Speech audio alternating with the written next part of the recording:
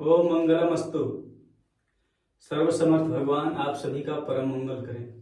आशा करता हूं कि आप सभी सकुशल होंगे और यदि आपकी कुशलता में कोई व्यवधान हो तो मेरी सद्भावना है कि आप सभी सकुशल हो जाएं। पूर्व वक्तव्य में मैंने आप सबकी सेवा में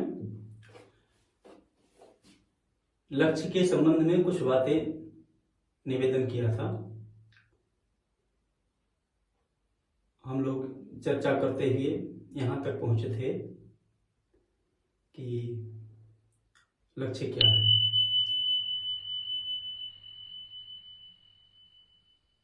हम लोग अपने को जो कुछ मानते हैं, जो बनाते हैं, है ना, मास्टर, डॉक्टर, आईएएस, पीसीएस, वकील, साहित्यकार, हाँ, पत्नी, पति, भाई, बहन, हाँ, मित्र, दोस्त, जो कुछ बनाते हैं अपने आप को, सन्यासी, गृहस्थ इत्यादि इत्यादि जितनी प्रकार की मान्यताएं हैं, वो सभी मान्यताएं लक्ष्य नहीं हैं।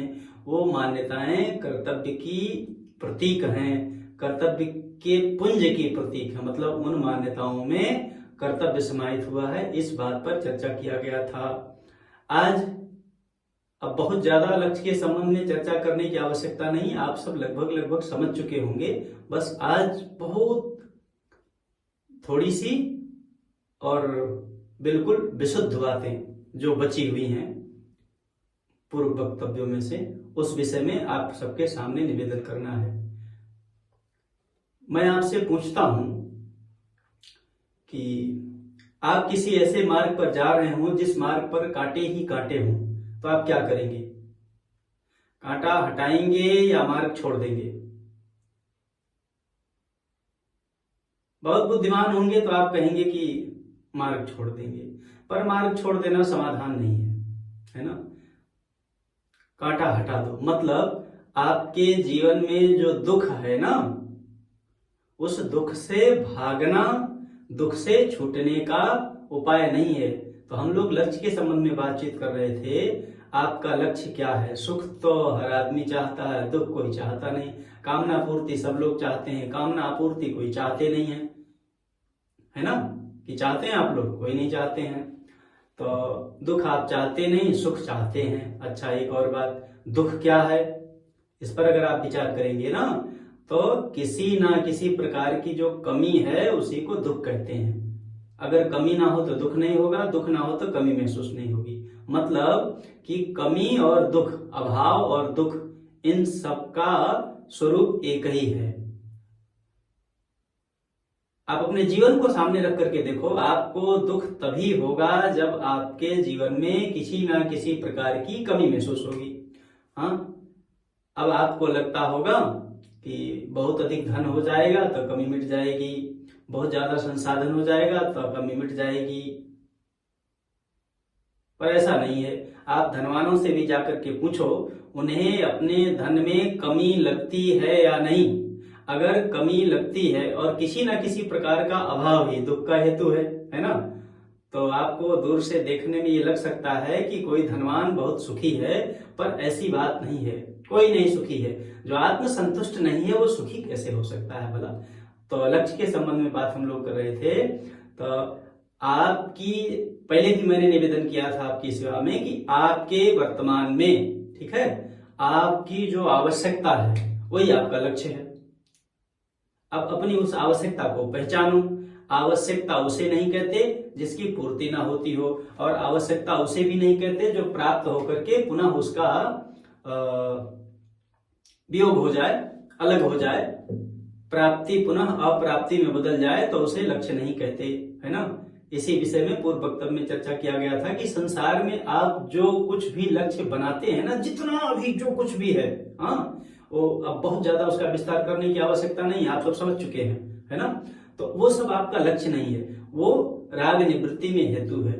तो चर्चा कल किया गया था कि जब आपकी जो मान्यताएं हैं वो आपको आपके राग से मुक्त कर देंगी तो आपको शांति मिल जाएगी। जब आपको शांति मिल जाएगी ना, तब आपकी गति स्वतः अंतर्मुखी हो जाएगी। हाँ, और बाकी आप चाहे जितना प्रयास करते रहेंगे, देखो, कामना रखते, कामना युक्त प्राणी अगर ये चाहे कि उसे शांति मिल जाए तो त्रिकाल में भी शांति मिलना संभव नहीं है, क्योंकि उसके जीवन में कामना है। कामना ही अशांति का कारण है और कामना ही कमी में हेतु है ना। कामना के कारण तदा जैसे देह से हम जुड़ गए हैं, अपने आप को कुछ मान लिए हैं, इसीलिए हमको कमी महसूस होती है, और जब कमी महसूस होती है तो उसी को दुख कहते हैं। अरे कमी कहो, दुख कहो, कामना की अपूर्ति कहो, कामनाओं का पूरा ना होना, यही सब दुख है। इसके अतिरिक्त दुख और कुछ थोड़ी है, इसी को दुख कहते हैं। तो क्या आप दुख को नहीं मिटाना चाहते हैं? चाहते हैं ना। तो जब आपका दुख आपके वर्तमान में है, आपकी आवश्यकता आपके वर्तमान में है, फिर आप दूसरों से पूछने के लिए क्यों परेशान हैं कि कोई और हमारा लक्ष्य बता देगा। अब आप कह सकते हैं कि फिर आपने ये बिना मतलब अनावश्यक श्रम क्यों किया, इतना टाइम इतना समय खर्च किया, इतनी ऊर्जा का अपव्यय क्यों किया, हमें क्यों आप बता रहे हो लक्ष्य। मैं आपको इसलिए बता रहा हूं कि आज से और अभी से अब आप अपने संबंध में दूसरों से पूछना बंद कर दें। अपनी आंखें खोलें, अपने कान को खोलें, अपनी इंद्रियों को सजग बनाएं, अपने मन को स्थिर बनाएं, अपने बुद्धि को स्थिर बनाएं, स्वयं को जागरूक बनाएं, ताकि आपको कोई भटका ना सके, आपको कोई बहला फुसला करके आपका शोषण ना कर सके। भगवान के नाम पे, ज्ञान के नाम पे, अध्यात्म के नाम पर आपको कोई गुमराह न कर सके, कोई भटका ना सके। इसीलिए आपकी सेवा में निवेदन किया जा रहा है, और मेरा और कोई उद्देश्य नहीं है। आपके भीतर आत्मविश्वास जग जाए, यही मेरा उद्देश्य है। जिस दिन आपके भीतर आत्मविश्वास जग गया, मेरा उद्देश्य समाप्त। ये मेरे गुरु की वाणी है कि आपके भीतर आपका उद्देश्य जग जाए, बस। तो अब आज से पूछना बंद कर दीजिए। अब किसी से मत पूछिए कि आपका उद्देश्य क्या है। आपका उद्देश्य आप में है, मतलब जो आपकी आवश्यकता, सीधी सीधी बात, जो आपकी आवश्यकता है, जो आपकी जरूरत है, वही आपका लक्ष्य है। अब इसमें थोड़ा सा विचार कर लीजिए। एक तो होती है इच्छा, और एक होती है आवश्यकता, और एक होती है मांग। आवश्यकता की पूर्ति प्राकृतिक विधान से होती है, और इच्छाएं मनुष्य के भूल से, माने आपकी भूल से उत्पन्न होती हैं। और मांग जो है आपके अस्तित्व में स्वभाव से विद्यमान है, मौजूद है। वो जब तक समाप्त नहीं हो जाएगी, माने पूरी जब तक नहीं हो जाएगी, तब तक वो निरंतर बनी रहेगी, चाहे एक नहीं अनेक जन्म आप ले लें।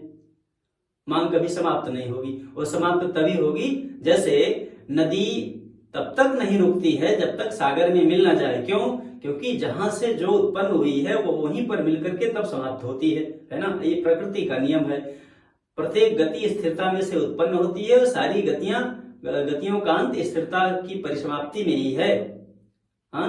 सारे श्रम विश्राम से ही उदय होते हैं, और श्रम का जो परिणाम है वो विश्राम में होना चाहिए। यदि आपका श्रम विश्राम में नहीं ले जा रहा है, तो इसका अर्थ है कि आपका श्रम सही दिशा में नहीं है, आप गलत दिशा में कुछ कर रहे हैं, है ना।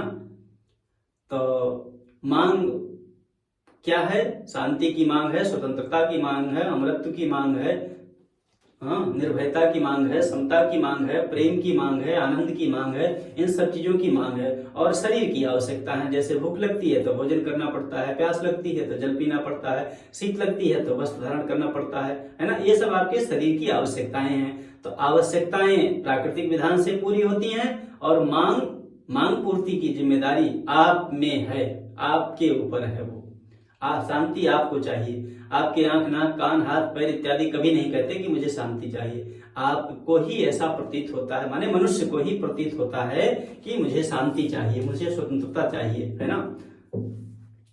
ये आपकी अपनी व्यक्तिगत मांग है,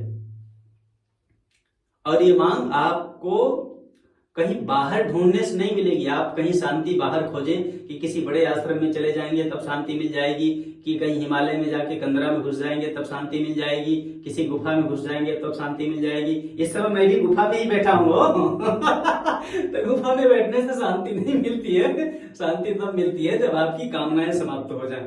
कामनाओं की परिसमाप्ति में ही शांति है। देखो भगवान श्री कृष्ण इसी बात को गीता में कहते हैं कि क्या कहते हैं? त्यागात् शांतिर अनंतरम। त्याग से अनंत शांति की प्राप्ति होती है ना। त्याग क्या? त्याग ही क्या? त्याग किसका करना है? कामना का त्याग करना है। अब आप सोचेंगे कि कामना का त्याग अगर हम कर देंगे तो फिर तो जीवित ही नहीं रहेंगे, फिर हमारा व्यवहार कैसे चलेगा अगर कोई कामना ही नहीं रहेगी। देखो, आपकी कामना ही आपके व्यवहार को, माने जहां आप रहते हैं ना, जिस समाज में, जिस परिवेश में, जिन लोगों के बीच में, वहां पर आपकी कामना ही आपके और आपके संबंधियों के बीच में भेद उत्पन्न करता है, संघर्ष उत्पन्न करता है। आपकी केवल कामना, अगर आपकी कोई कामना ना हो तो आपके और आपके संबंधियों के बीच में संघर्ष नहीं उत्पन्न हो सकता है। अब इस विषय में किसी का कोई प्रश्न हो तो उसको अलग से फिर आप प्रश्नोत्तर कर सकते हैं, क्योंकि फिर ये टॉपिक चेंज हो जाएगा ना, मतलब विषय वस्तु परिवर्तित हो जाएगा, इसीलिए अभी उस तरफ नहीं जाएंगे हम। अभी केवल उद्देश्य पर ही बात कर रहे हैं। मतलब आपको जो दुख हो रहा है ना वर्तमान में, चाहे जिस भी प्रकार का दुख हो, वो दुख आपका शारीरिक हो सकता है, वो मानसिक हो सकता है, वो बौद्धिक हो सकता है, वो आत्मिक हो सकता है, हाँ, और आदि दैविक, आदि भौतिक, आध्यात्मिक इत्यादि इत्यादि 3 प्रकार के वर्णन है शास्त्रों में, तो वो दुख आपको हो सकता है। उसी, अब आप सोचो, दुख तो है आपको और दुख है अभी, अब आप किसी से पूछने जाएंगे कि हमारा क्या लक्ष्य है, कौन बताएगा आपको आपका क्या लक्ष्य है? अरे बाबा, आपके जीवन में अभी आपको दुख हो रहा है ना, तो आप दुख ना हो, क्या ये बात आपके मन में नहीं उत्पन्न होती है, लेकिन आप किसी और से पूछते हैं जाकर के कि हमारा लक्ष्य क्या है। हाँ, देखो, जो व्यक्ति दुखी है, जिसको दुख का ज्ञान हो रहा है ना, वो अगर चाहे तो उसको दुख के कारण का भी ज्ञान हो सकता है। जिस समय आपको दुख के कारण का ज्ञान हो जाए और आप दुख के कारण का त्याग कर देंगे, उसको अलग कर देंगे, निकाल देंगे, उससे हट जाएंगे, तो आपको वह दुख समाप्त हो जाएगा, माने फिर दुख नहीं होगा। तो आपकी आवश्यकता क्या है? दुख से छूटना, कमी से मुक्त होना, अशांति से छूटना, भय से छूटना, यही सब आपकी आवश्यकता है, वो सब वर्तमान में है आपके, है ना। और एक बात, कुछ लोग आपको उदाहरण देंगे इस बात का कि मैं तुम्हें शांति दे दूंगा, माने आपको समझाएंगे, बताएंगे कि ऐसा कर लो तो शांति मिल जाएगी, ऐसा कर लो तो शांति मिल जाएगी, ऐसा कर लो तो तुम आजाद हो जाओगे, अगर तुम ये नौकरी मिल गई तो तुम्हें ये हो जाएगा। हाँ, इस प्रकार से आपको समझाएंगे, बताएंगे, परंतु इन बाह्य संसाधनों के द्वारा जो बाहरी अभाव है ना, जैसे आपके पास पर्याप्त प्रचुर मात्रा में धन है तो आप खूब वस्त्र संग्रह कर सकते हैं, शरीर के द्वारा उपयोग होने वाले संसाधनों को आप प्रचुर मात्रा में धन के द्वारा संग्रह कर सकते हैं, परंतु आपके उस संग्रह से आपकी जो वास्तविक भूख है, जो वास्तविक मांग है ना, जिसके लिए आप भटक रहे हैं, सुबह से शाम तक, शाम से सुबह तक रस के लिए भटकते हैं, रस कहाँ है, रस कहाँ है, रस कहाँ है? कोई कहता है पत्नी में है, कोई कहता है पति में है, कोई कहता है पुत्र में है, कोई कहता है नौकरी में है, कोई कहता है धन में है, कोई कहता है सम्मान में है, कोई कुछ कहता है, कोई कुछ कहता है, कोई कुछ कहता है। प्रत्येक व्यक्ति अपनी रुचि और योग्यता के अनुसार, अपनी मान्यता के अनुसार भिन्न भिन्न प्रकार के आश्रय आपको बताएंगे, और आप भी भिन्न भिन्न प्रकार के आश्रयों को खोजते रहते हैं कि यहाँ रस मिल जाएगा, यहाँ रस मिल जाएगा, यहाँ रस मिल जाएगा, इस प्रकार से निरस्ता का नाश हो जाएगा। किंतु निरस्ता का नाश तो तब तक नहीं होगा जब तक निरस्ता के कारण का नाश ना हो जाए। अब आप सोचिए, निरस्ता ही आपकी समस्या है, वो निरस्ता चाहे जिस प्रकार की, माने अच्छा ना लगना, पहले भी हमने आपसे निवेदन किया था कि निरस्ता ही आपकी सारी समस्याओं का कारण है, अच्छा न लगना। अभी अच्छा नहीं लग रहा है और अच्छा आपको लगना चाहिए, माने रस आपको चाहिए, निरस्ता वर्तमान में विद्यमान है, आपको अनुभव हो रहा है ना कि निरस्ता है।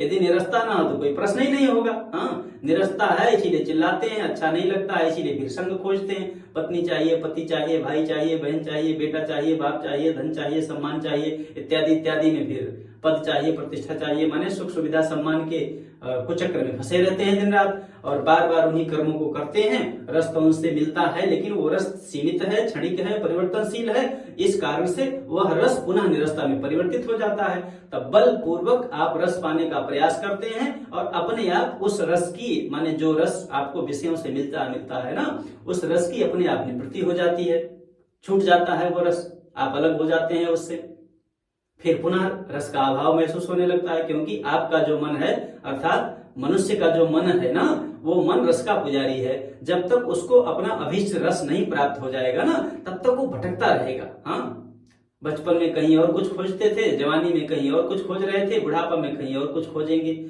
भिन्न भिन्न समय में भिन्न भिन्न प्रकार के आश्रयों को पकड़ करके मनुष्य रस की खोज करता रहता है, परंतु रस मिलता नहीं है। क्यों? क्योंकि रस तो वर्तमान में है बाबा, फिर खोजना क्यों है उसको? हाँ, अरे जो वस्तु वर्तमान में मौजूद है उसको बाहर ढूंढने की क्या आवश्यकता है?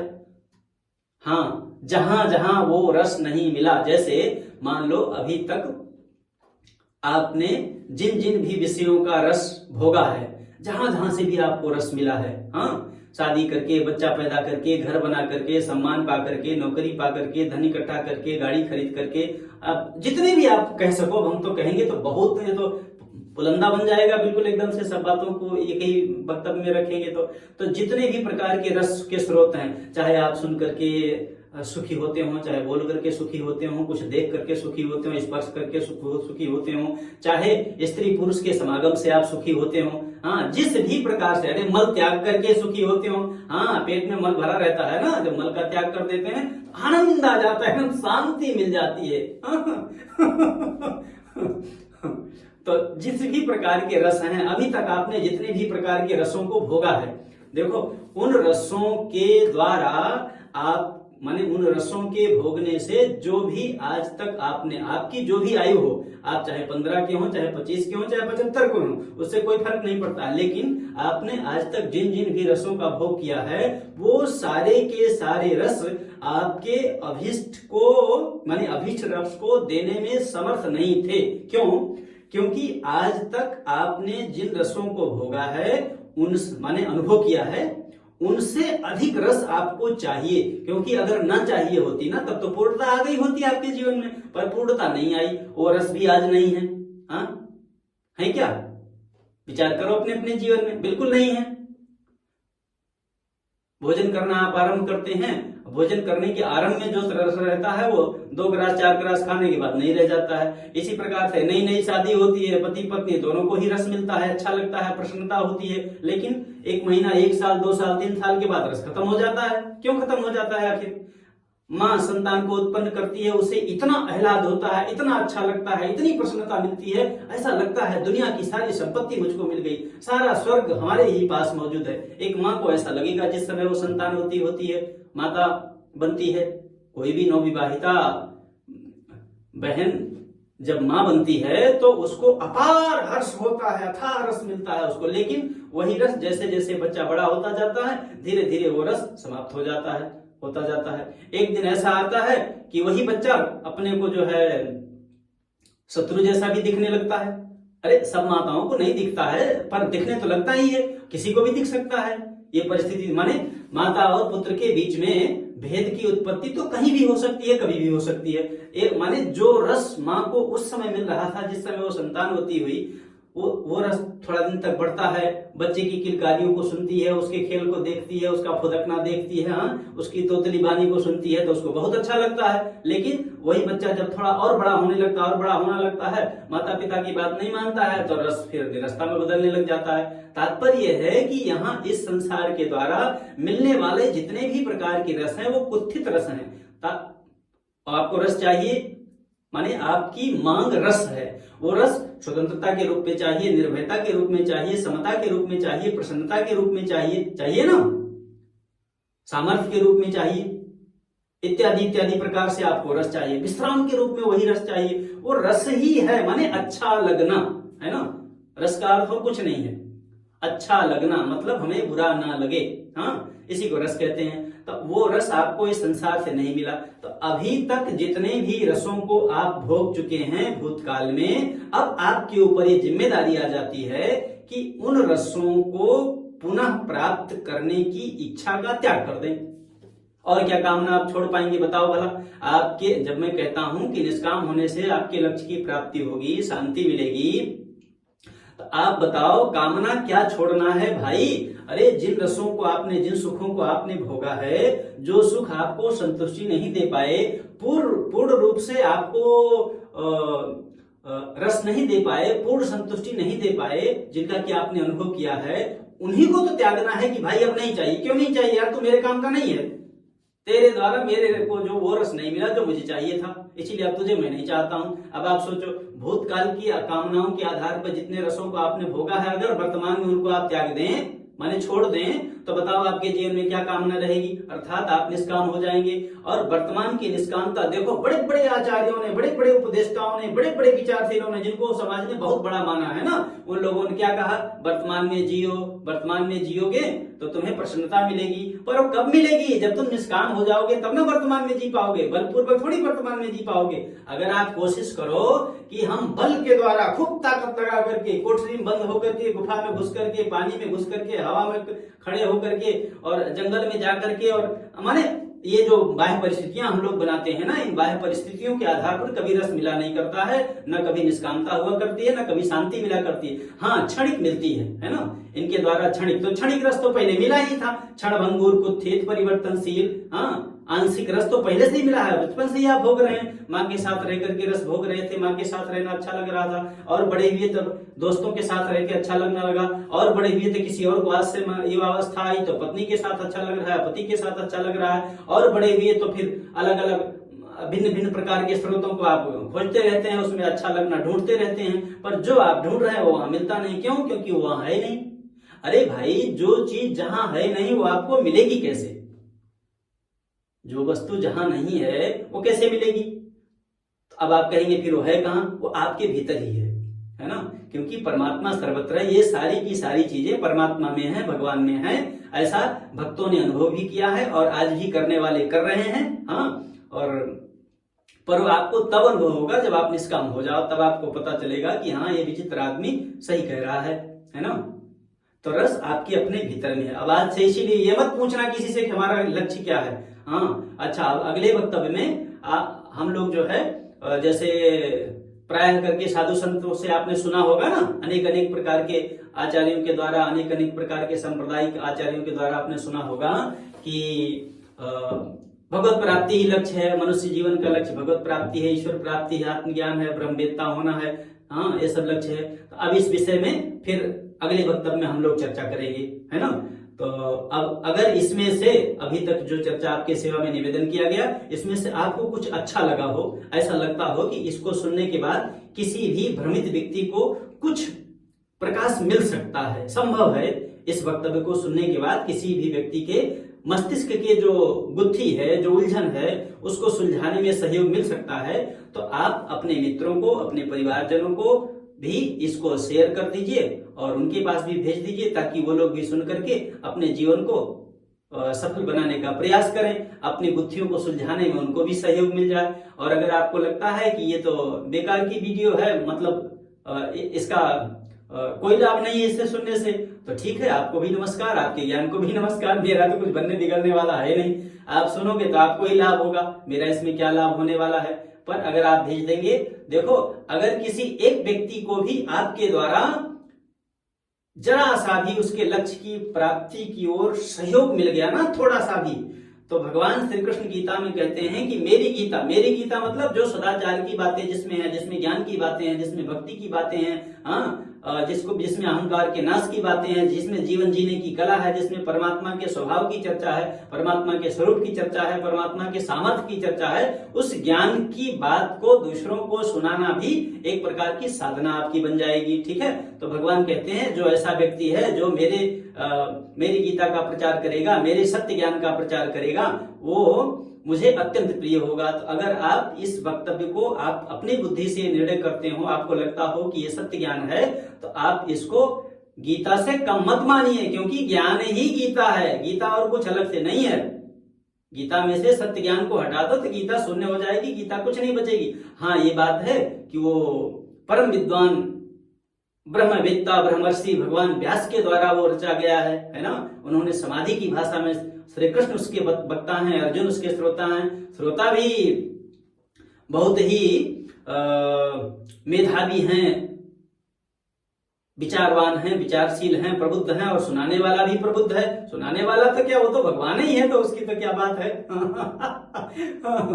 तो सुनाने वाला भी प्रबुद्ध है और सुनने वाला भी प्रबुद्ध है, और उस गीता का जो रचयिता है वो भी प्रबुद्ध है। हाँ, विशुद्ध प्रज्ञा से समन्वित हैं, विशुद्ध प्रज्ञा का प्रकाश उनके अंतःकरण में, उनकी बुद्धि में निरंतर मिल रहा है। ऐसे सत्पुरुषों के द्वारा वो रची गई है। तो सत्य ज्ञान का जो प्रकाश है उसी को गीता कहते हैं। गीता और कोई वहाँ क्रमबद्ध तरीके से है, हो सकता है इसमें क्रम में व्यवधान होगा, बस इतनी सी बात है ना। तो जब आप इसका प्रचार प्रसार करेंगे तो आपको वही भगवान आपसे प्रसन्न होंगे। हम नहीं कहते मेरा प्रचार करिए, मेरा प्रचार करने की जरूरत भी नहीं है यार। मैं अपना प्रचार करवा के क्या करूंगा, क्या मिल जाएगा प्रचार से? सुख सुविधा सम्मान ही तो मिलेगा। जो सुख सुविधा सम्मान तुम्हें मिला है, तुम्हें शांति नहीं है, उस सुख सुविधा सम्मान से हमें कहां से शांति मिल जाएगी? हमें भी नहीं मिलने वाली है, क्योंकि सुख सुविधा सम्मान से शांति तो मिलती नहीं है, क्योंकि सुख जो होता है दुख में फंसाता है। तो ये वीडियो अगर आपको, माने ये वक्तव्य यदि आपको सत्य लगे तो इसको अपने मित्रों को भी कर दें। हाँ, दूसरी बात, यदि आपका कोई प्रश्न हो तो आप अपने प्रश्न को कमेंट बॉक्स में लिख करके पूछ सकते हैं। यदि आवश्यकता हुई तो आपको व्हाट्सएप नंबर भी दिया जा सकता है।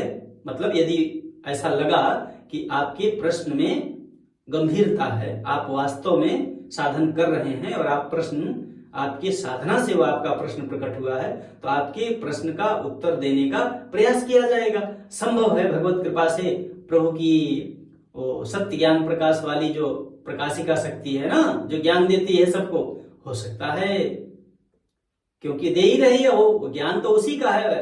मेरा मुझ में क्या है, जो कुछ है सो तोर। हाँ, तो सब कुछ तो भगवान का ही, अपना तो कुछ है नहीं। तो अगर आपका कोई प्रश्न है तो आप प्रश्न पूछ सकते हैं। और क्या कहें,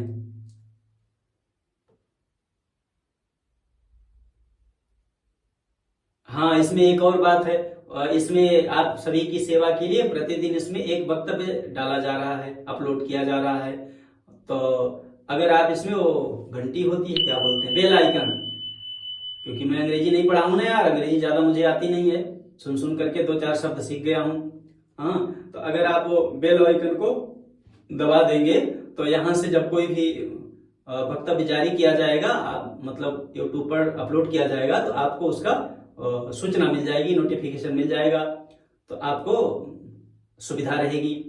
हाँ, तो अपने मित्रों को भी सुनने के लिए प्रेरित करिए।